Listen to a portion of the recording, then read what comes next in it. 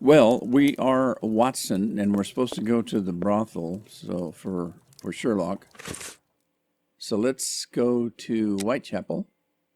And where's the brothel? Was it here? I must go to Miss Bella's.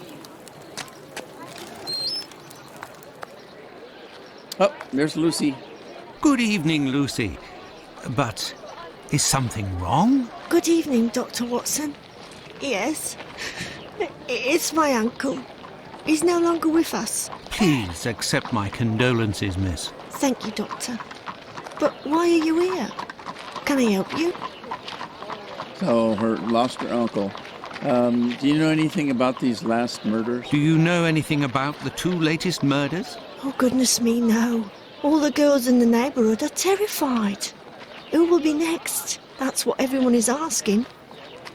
Well, how about butchers? Do you know of any butchers in the area? My request may sound rather strange, but do you know if there is a butcher's or slaughterhouse in the area where pigs are killed? Yes, Fletcher's the man. He was a regular client, owner of a little butcher's shop not far. But Miss Bella didn't want him to come, as long as he didn't treat his awful sickness. Can you point to his shop on my map? Certainly. All right, thanks, Lucy. Goodbye, Lucy. Until next time, perhaps, Doctor. All right, well, hopefully she put that on the map. Let's get out here at the street, take a look at the map, and Fletcher's Butcher Shop. Ah, there's Fletcher's butcher shop. Knock, knock. Closed due to illness. If the Well, she did say proprietor he was is ill, sick. the butcher's block is probably not being used. Perhaps I can use it. Now, where could a sick butcher have got to? Where indeed. And just luckily for the butcher, there's a clinic next door. Isn't that where a sick person would go? Yes, if Fletcher is ill, he should be here. Oh, there's definitely sick people here. I don't want to interrupt them, though. Especially because I don't want to get sick myself. Let's talk to the doctor. Good evening, Dr. Watson. Good evening, Dr. Gibbons. I have come to see you because I was wondering if, by any chance, you happen to have a patient by the name of Fletcher, a butcher who would have relinquished his shop due to illness. An illness caught during nocturnal encounters, if you catch my drift. Fletcher is one of the regulars at the clinic. Mercury treatment against syphilis. A night with Venus, a lifetime with Mercury. He left London a fortnight ago for the fresh country air. Why is he of interest to you? Oh, no reason. I'm more interested in using his shop, only for an hour or so. Would he have left his keys with family in the area? He has none left, but he must have left Hardiman, the cat's meat seller, to oversee his shop. They're in business. They're good friends. Do you know where he can be found? No, but wander around the neighbourhood and listen for his beep beeps. He often passes in front of the clinic. Besides, He sounded like he had more to say, but guess not. We got to go listen for beep beep. Oh, there's that nasty old woman. Well, maybe she knows where the beep beep guy is. It's me that you're looking for, sweetheart. No, it's not. I'm looking for Hardiman. Actually, no. I am looking for the cat food seller, Hardiman. Hardiman? Poor Hardiman? It isn't quitting time for him yet. That gives me some time to wander the streets before he shows up, and with him all the cats hereabouts. Oh, jeez. Why do you say poor Hardiman? Why did you call him poor Hardiman? Bah! He's in grieving, of course. Just a few weeks ago he lost his wife, and 3 months before that his girl, poor fella. He was in tatters. Even came to cry on my shoulder, believe it or not. No, I don't believe it. Do you know where he lives? Do you know where he lives? Sure. And for a copper, I might even tell you. Here are a few coins. You're too kind, Governor. Well, these days I knows that he lives with his mammy on Hanbury Street, in the same place where Dark Annie bled to death. Annie Chapman, huh?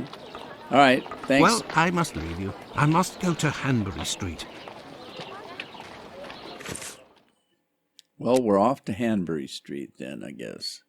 That would be in London, right here, and that's where Annie Chapman was killed. This is the building in which poor Annie Chapman was killed. Beep, beep. Oh, there's beep beep.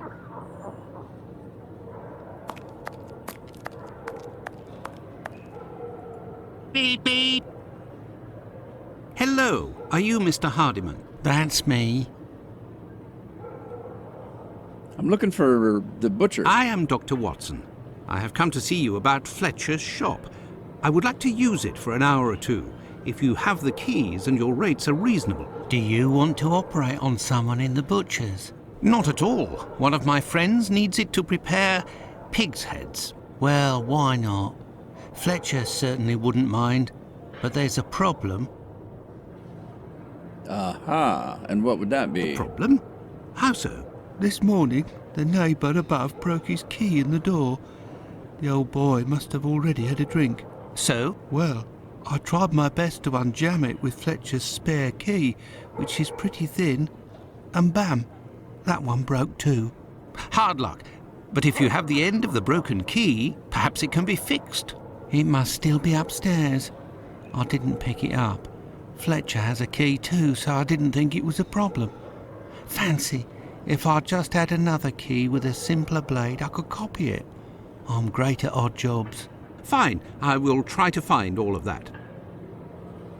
All right, thanks. Well, see you later then. Goodbye, sir. All right, let's go see if we can find the broken key.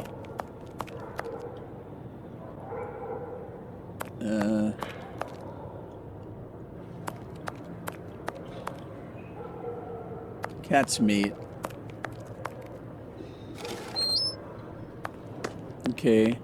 Well, this is where Annie Chapman's body was, right here. Interesting. Wait a minute. That's the outhouse, though. He didn't say anything about an outhouse. But it looks like there's a key in it. Oh, and I can get it. This key was left inadvertently. Indeed, there is nothing terribly precious inside. But what a stench. Yeah. All right, now he said something about upstairs, so let's go up the stairs. Oh. Oh, no. But what a... how dreadful. Well, they're cat kebabs. Kebabs, the same as Hardiman's. So he prepares his meat here. This bag contains butcher's equipment.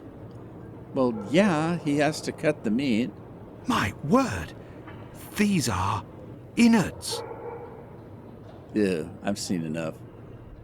Well, there's a broken key on the ground. I found it. Well, it wasn't hidden. Well, we got both pieces, though, so maybe he can fix us a key. Beep, beep. Have you found everything I need to remake the key? I think so. Thank you. There you go. I think you'll manage with all of this. I'm sure I will, sir. It won't take me long. The butcher's upstairs. What about it? Say, I think there's some of your business upstairs. Oh, you're right. I ain't had the time to sort it out. Sometimes I'm in such a hurry to prepare my meat that I forget to clean up. But why do it in the stairwell? Offal bleeds bucket loads, they do, as you've seen. Now, why would I do that in my own lodgings? Ah, of course. But what about your poor neighbours? They owe it to me, all the times I've helped them out. And I don't have a shop either. Hey, can you find me some pig heads? Say, you sell animal meat, isn't that right? Would you know where I could find a dozen small pig's heads? The guy who gets me my offal should have some. I'll pay your day's wages if you meet me at Fletcher's butcher shop in 2 hours with the pig's heads. Here's a little advance. I'll do my best, Doctor. Okay. Now, somebody said you lived with your mother? The caretaker of another building told us that the place where your mother lives has a reputation for facilitating prostitutes' activities. Is that true? Sure, the doors are never closed. They come through here like it's Paddington Station. By the way, I heard about your loss. My condolences. Ta, sir. I saw them die slow deaths. My little girl, her face was eaten by the disease. Thank you, my friend, and please forgive me for bringing up such painful memories. Go, I must do my rounds, and I will look for what you've asked for.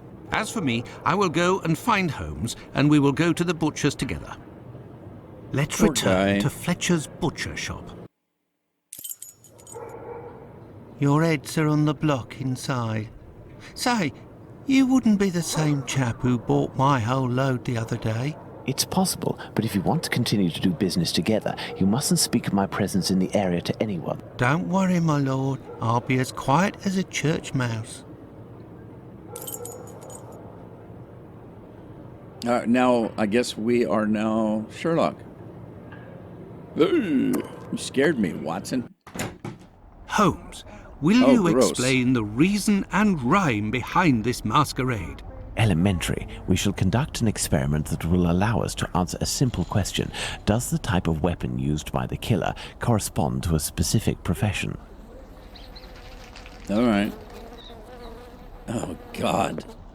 This is disgusting. And here are our sow's heads. Congratulations, Watson. You're welcome, Holmes, but what do you really want to do? Take up a collection? I don't think so. What are we doing, Holmes? Well, there's got to be some knives or something, butcher's equipment around here somewhere. What's that? That hook. There is nothing further to find in this room, Watson. However, I need some knives. Our only hope is behind this door. Okay, so I can touch the door, but I can't move it. Okay, there's a wheel at the bottom and a wheel at the top. Now, the wheel at the bottom looks weird. This wheel is broken and prevents the door from sliding. I need something. Needs something. Well, what do we have? The only thing we have is a pocket knife. But that worked. All right. So now, can we put the wheel on the bottom? This wheel is broken and prevents the door from sliding. Yeah, we knew that. Okay. I need something. You need something. Well, the only thing I have is the wheel. But we don't need to put the wheel back. I need something. Oh, that hook. I could do something with the hook.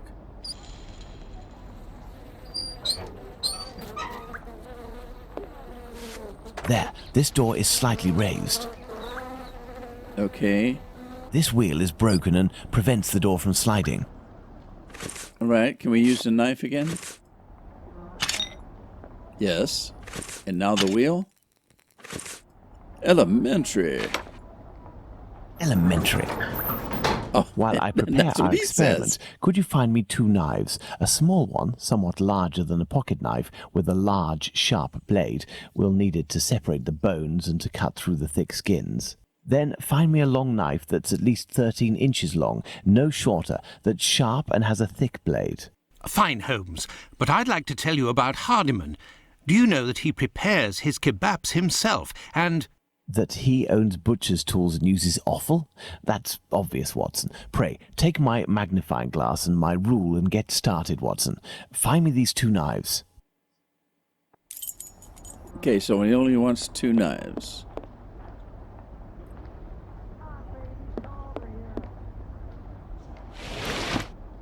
Ooh, there's a bunch of knives. Oh, I didn't mean to take that. Oh, I didn't mean to take that. Oh, can I put it back?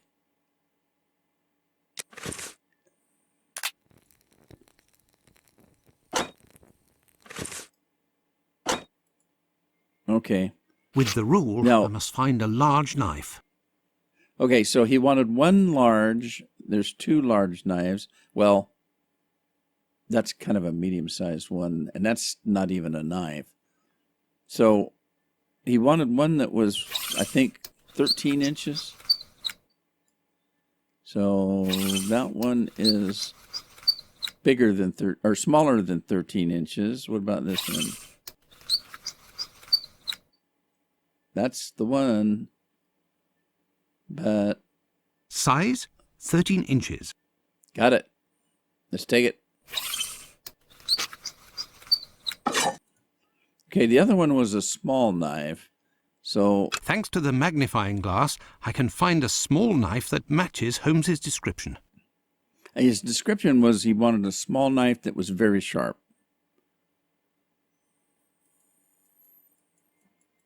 Okay, so I'm looking at it with the glass and I'm clicking the mouse button, but nothing seems to be happening. How do you tell whether it's sharp? That one looks sharp. But I don't think that's a small knife. These are kind of medium sized. That's small. Maybe that one. Large size. Fragments of that's- cartilage. Well, these have something on 'em. Fragments of cartilage.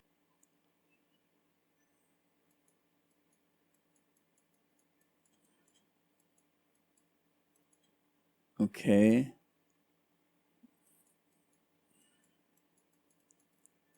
Fragments of cartilage.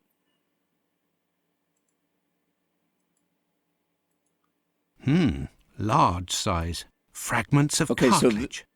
So this small one and this large one and a meat cleaver have cartilage on them, which means that they've been used. So obviously he didn't ask for a meat cleaver, and this one they said was large, and this one is small, so we'll take that one. And then let's go see if that's what Holmes wants.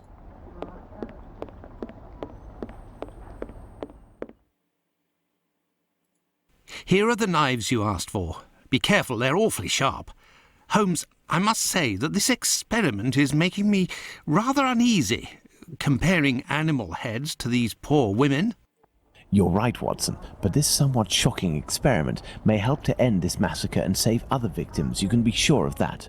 Look, these pigs' heads are still bloody, which will suit our experiment perfectly. I have a pocket knife and a scalpel with me.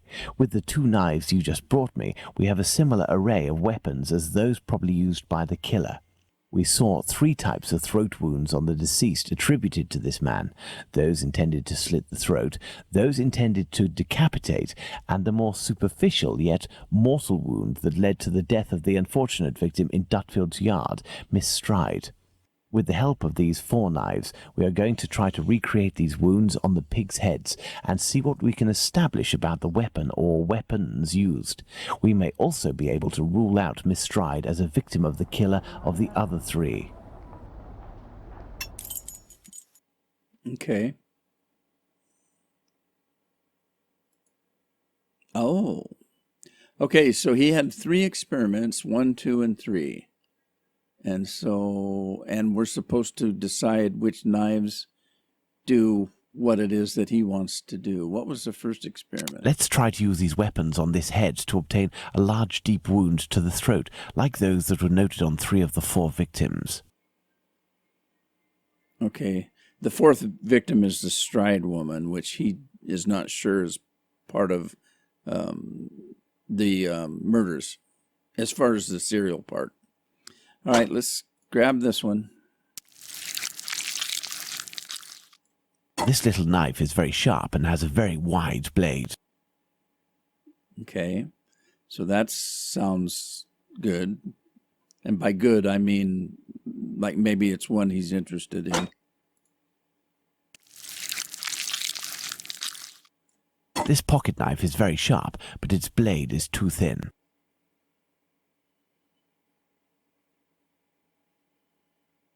Okay, say 1 is promising, 2 is not.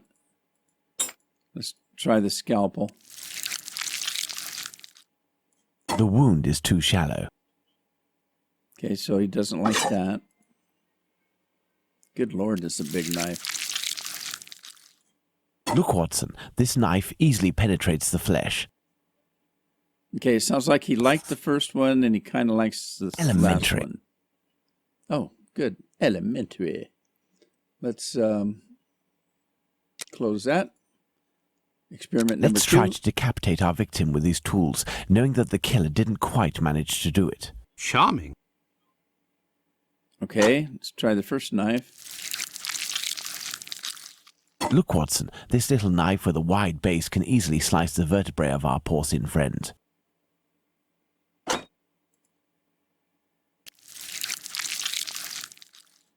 The blade of this pocket knife is too thin to reach the vertebrae.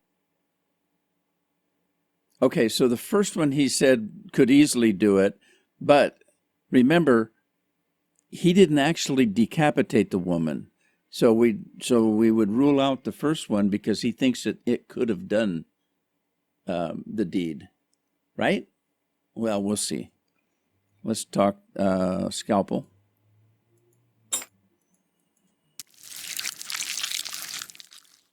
With a scalpel, the wound is too shallow.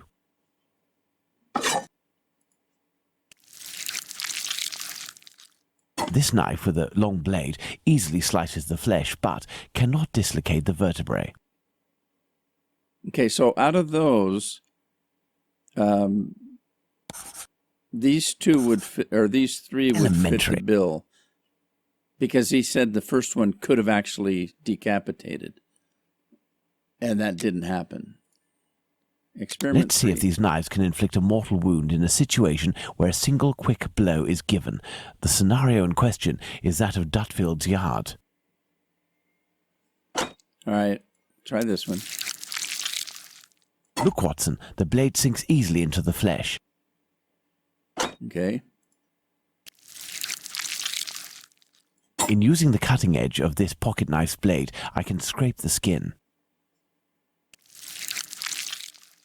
This particularly sharp blade can make a deep gash with one quick slice.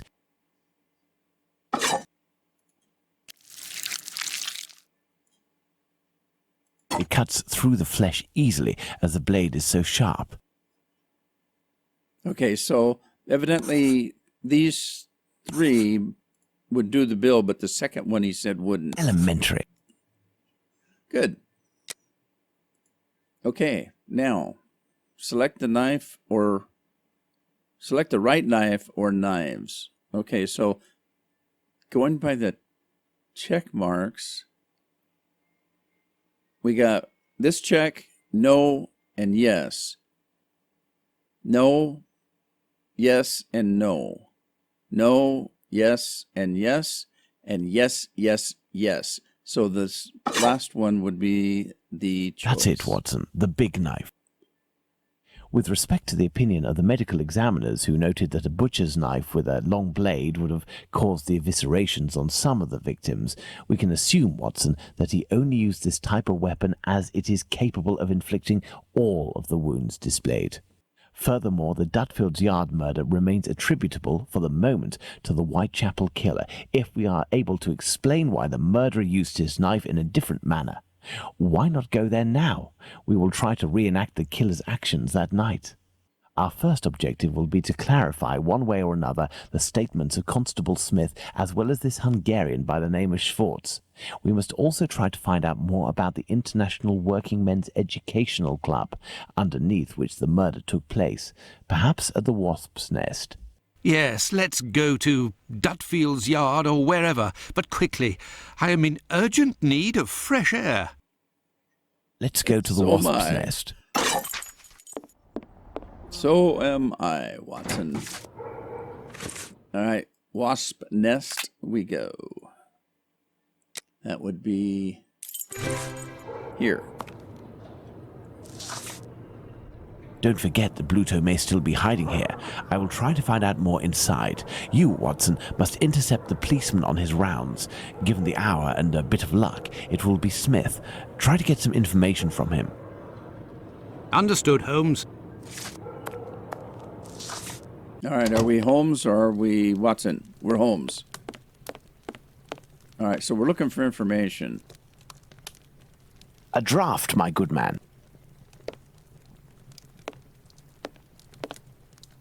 Here, sir. You know anything Tell about me, the murders? was it not a mere stone's throw away from here that the Whitechapel killer struck last week? That'd be Jack the Ripper, that's his name. Slit the throat of a working girl in a small courtyard over there behind them big wooden doors. Below the Workers' Club? The very spot, below Lipsky and Co.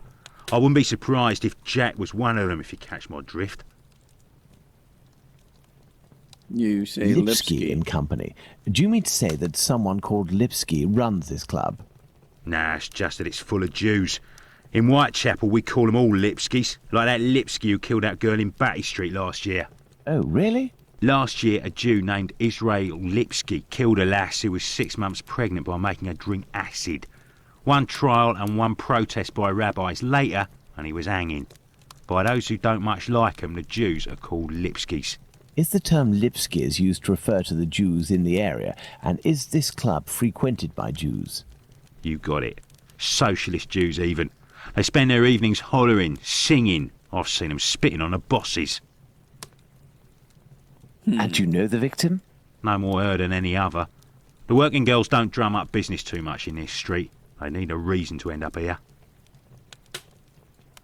All right, well, Very thanks. well. Goodbye. Cheers. Let's talk to this journalist while we're here. Hello. I know you. You're Squibby's guardian angel. You weren't dressed the same last time, but I don't forget a face. No hard feelings, eh? Join me in a glass? Okay, this is kind of funny. The old kebab dealer recognized Holmes even though he was in disguise. This journalist recognizes him even though he's in disguise. But the cops didn't know who he was. They always make the cops look stupid, don't they? Your Jack the Ripper is on everyone's lips and written in all of the papers. You must be awfully proud of yourself. You have skill, that's for certain.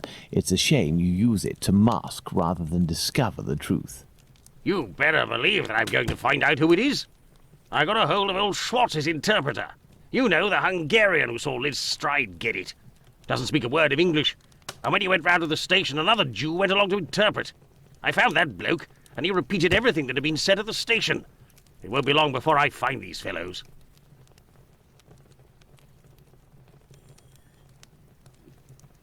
Many people. You say Why many do you people? say these fellows? Were there several of them? Do you not read the papers, or what? Well, given the rubbish that you read sometimes, let me explain. At 12:45 a.m., Schwartz goes down Burner Street towards Fairclough, on the side of the road where the Workers' Club is. A bit further from there, just near Dutfield Yard's wooden doors, a chap and a lady are arguing. The Star said that the bloke wanted to push the girl into Dutfield's yard, but the translator told me that Schwartz saw him pulling her towards the road. She doesn't want to follow. He grabs her by the shoulders and throws her to the ground. She falls. Falls a bit, but not too loudly. Old Schwartz is scared, crosses to the other side, but continues in the same direction. The bloke with the girl notices him and yells, "Lipsky!" At the same time, another bloke at the corner of Fairclough and Burner who was lighting his pipe gets in on the action. He starts coming towards Schwartz in a menacing way, and Schwartz takes to his heels, doesn't see anything else. Once he finds out that a woman got herself killed, he went to testify and identified Long Liz Stride as the woman he saw getting thrown about. So there were definitely two blokes, mate. But why am I telling you all this? In vino veritas. Okay, now that was the woman getting beat up that we saw, and then the guy getting chased by the other guy. I'll take my leave then, Mr. Bulling. That's right. Till next time. First and foremost, I must find P.C. Smith. Okay, so we're Watson now. Good evening, Constable. Good evening, sir. I am Dr. Watson. Would you happen to be P.C. Smith, the man who patrols this beat? That's me. And you work with the famous Sherlock Holmes, don't you? What can I do for you? We're trying to establish I time of believe death. you were on duty the night when the murder took place here. You would certainly be able to confirm a few details, such as the time of death that the medical examiner gave. It's just that I wasn't there when the body was discovered. I don't think I can help you. But did you know the But I victim? was told that you had seen the victim that very night. Indeed. But it was before the murder. I saw her, not far from here. She was talking to a man. It was around 12:30 or 12:35 a.m. All right.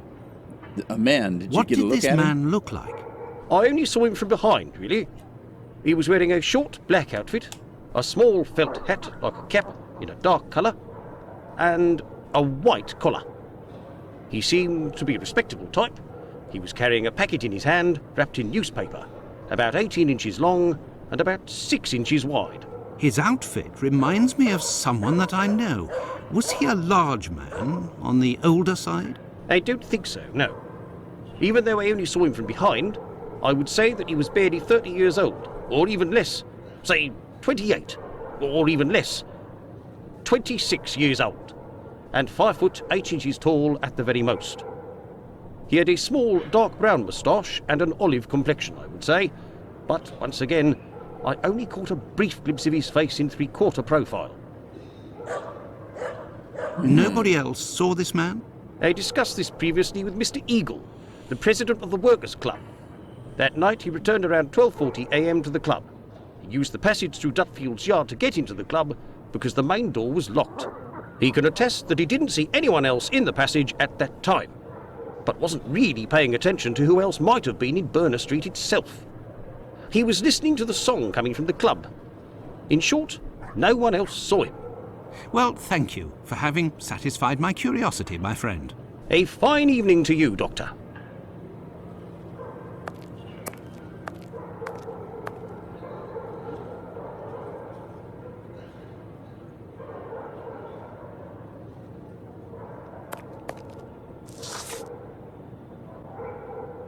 All right. Well, this looks like a good place to take a stop and rest. Hope you had fun. Hope to see you in the next episode. Ta-ta for now.